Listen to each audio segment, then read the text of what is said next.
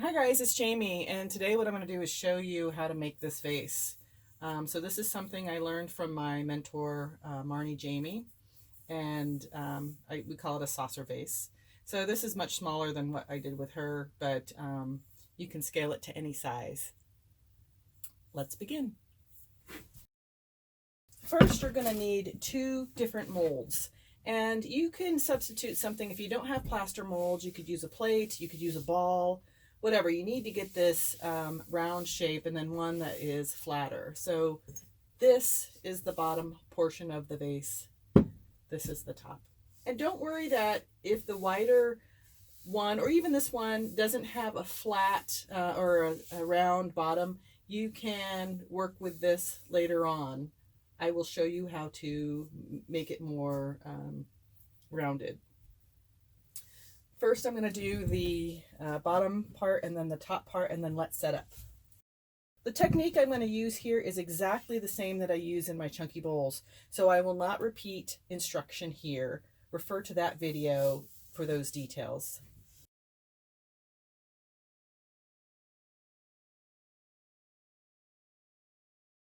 This is ready to set out for drying. The one thing I want to make sure that you do when you do this method is make sure that when the slope comes down, that it goes down evenly. It doesn't like come down and shoot out a little bit. So if you see any of that, you just want to push it back in and then smooth over. I'm starting out with this one with 1/4 inch thickness of clay as well. As you may have noticed, I went directly with my red softer rib for this one. I didn't have to move clay in, so I'm just smoothing it out, adhering it to the form, and now both are ready to set up.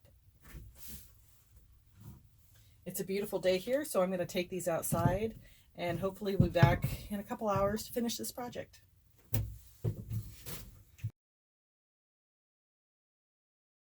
One of the things you can do while waiting is create the pieces that will become the neck and the bottom. This ruler will become the neck. For the bottom, I will pick 2 cookie cutters that I think will complement each other in size. So for example, this might be the inside ring.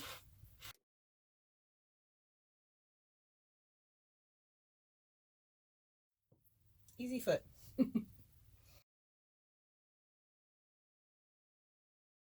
When I'm making these accessory pieces, I like to create a couple of them just in case there are mistakes, or if I want to try practicing something different. So it's always good to have a couple extra. For the neck, I'm going to take this dowel and I'm just going to wrap the clay around. This one has a flatter side. This is a little more angled, so I'm going to go with the flat side. Cutting 45-degree angle. A bit of scoring.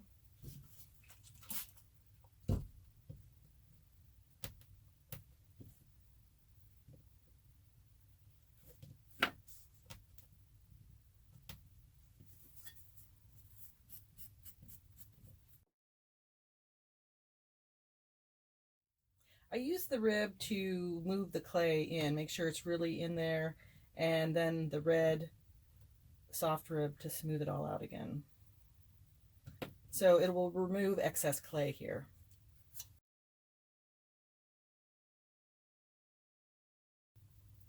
These pieces are going to set up much faster than the molds that I just did. So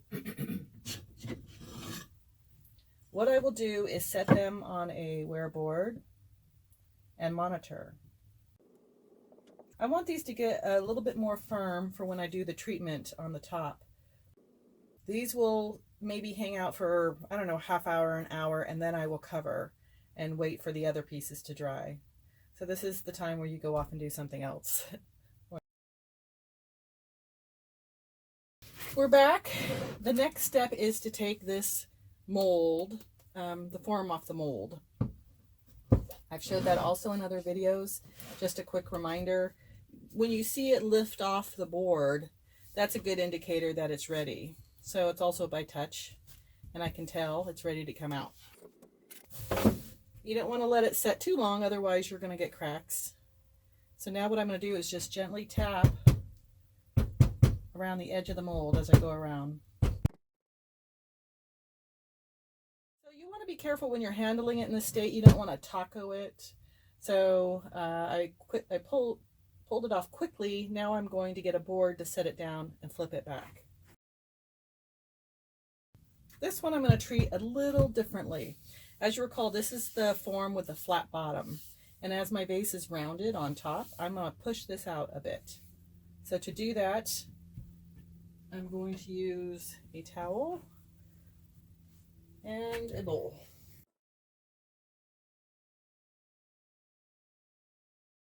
So you can see the flat bottom. It's not too bad. I'm going to take the harder rib now and just start pushing down that bottom. You'll need to rotate several times.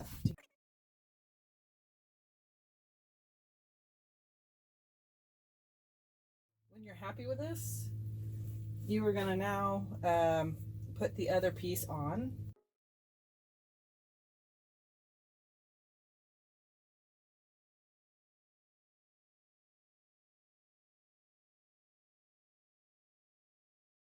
Having these little bowls about, and I just put some fabric on there. It helps keep my spheres round while I'm doing work. I'm going to investigate this rim now to see if there's any remaining plaster. There isn't. It's not completely flat, so I'm going to use my serrated rib to help me smooth it out. One of the reasons why I like using the chunky bowls technique with this rim is it gives me more surface to attach.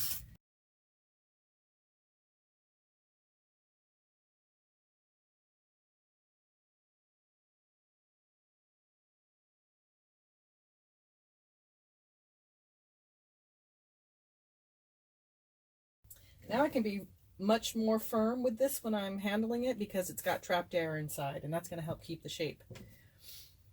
So finally, I'm just going to run my needle tool around here and cut out my form. Ta-da! My form. As you can tell, it's not perfect, and so we're going to spend some time right now using the sure form to get it to where we want it to be.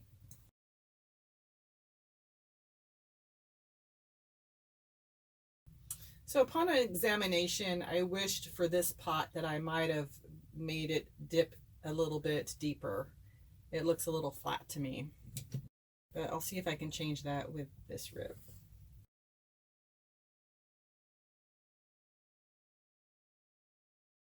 That looks better to me. So all I am doing is I'm pushing down into the corner to create more of a curve. And now what I'll do is either use this or I'll use a metal rib to kind of come up and take away that excess clay. I want to create a nice line here. Finally, I'm going to go around with just my finger and smooth this joint. After you've done that smoothing, go back around with the soft rib just to really make things nice. And don't forget the back side. So I feel much more comfortable picking this form up now that I have trapped air. So I'm just going to flip it onto the other side and address any issues here. I don't like this little divot right here, so I will just score, and then I'm going to add some excess clay. You want to use really soft clay when you're adding here.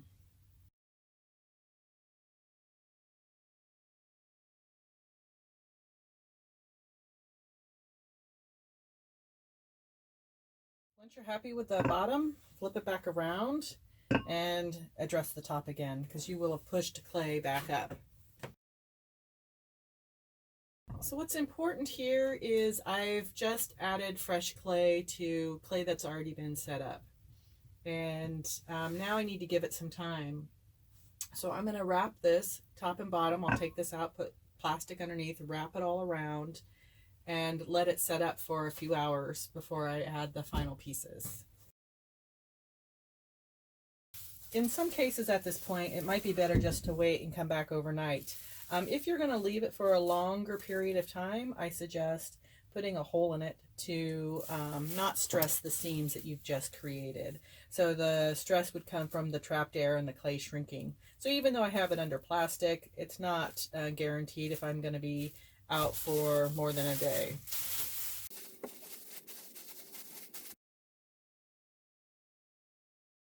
Now you can add the foot and the neck. To do that, I'm putting it back on the bowl here, and I'm going to take my ring.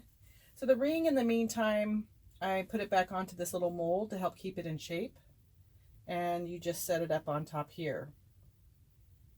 Now I've already drawn lines for where it should go, and the way that I found the lines was to measure.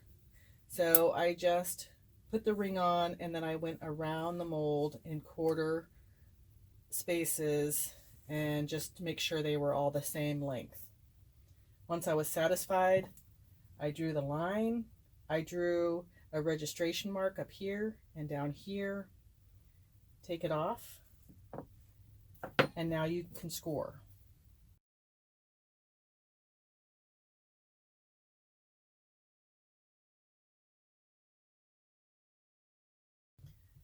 It's important when you're adding these that you do the coils at the same time, inside and out, and you press at the same time here. Once I feel that they're on there securely, then I'm going to just use the back of my thumb to take away the excess. I'm going to repeat on the inside now. Once I have my bottom, there's no need anymore for this apparatus. Push it to the side, and now I can begin on the top. When I'm doing this next process, I'm just going to put some clay over that hole, and that'll help keep the air trapped. I don't want this to, if I press hard, or harder than what I think I am, that it doesn't distort the shape. So for a moment, I'm going to capture the air inside. Basically, I'm doing the same thing I did for the foot. That looks good.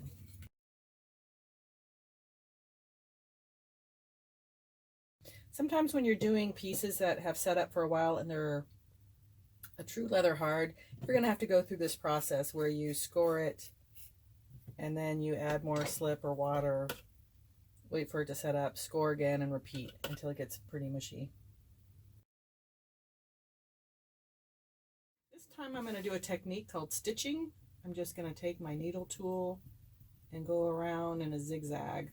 Normally I would do this on the inside as well. We're going to cut this out though, so I'll address that later. When you think about this coil that goes around, you want to think about the transition from the neck into the pot. In this case, I feel like the coil I used was too little, and I want a little bit more of a gentler transition. So I'm going to add more clay. It's this kind of pressing on the clay which I was concerned with the hole that I had there. So that's why it's good to keep it airtight while you are doing this part. This transition is a little bit more wide than the curve of my nail, so I'm just going to use the rib. I'm not ready to open it up just yet. I want to work now on the neck. I want to flare out this little piece. To do that, I'm just going to dip my finger in water and then just start easing it over.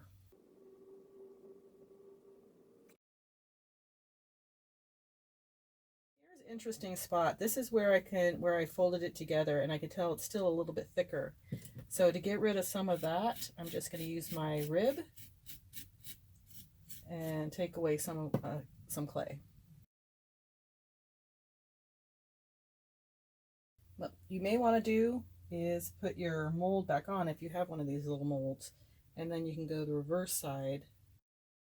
If you don't have one of these things, you can use anything that's round. You can use a plastic ball, just put some plastic around it. Now that my neck is done, I'm ready to cut. I'm just going to use my needle tool, and I'm going to go travel around the inside and start cutting down deeper and deeper.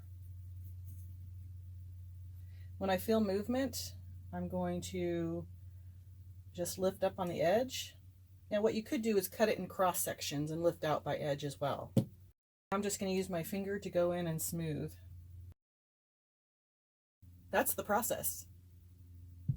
So I hope you try this and leave any comments or questions you may have. My next step for this vessel is to cover it with plastic and let all the pieces get to the same moisture level content.